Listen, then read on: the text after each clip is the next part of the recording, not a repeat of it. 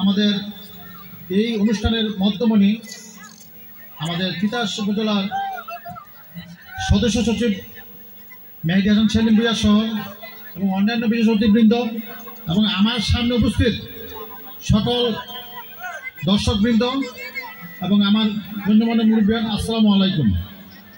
এখানে আমরা সমবেত হয়েছি একটা সাংস্কৃতিক অনুষ্ঠানের জন্য। এই অনুষ্ঠানটা আমরা যেন সাফল্যমণ্ডিত করতে পারি সেদিকে লক্ষ্য রাখবো এবং আমাদের ছোট ভাই, যে আমাদের তপু ছোট ভাই, সে তার উদ্দেশ্যে বলছি, সে যে জিনিসটা করতেছে, তিতাসে আমাদের গত 2004 সালে তিতাস প্রতিষ্ঠিত হয়েছে।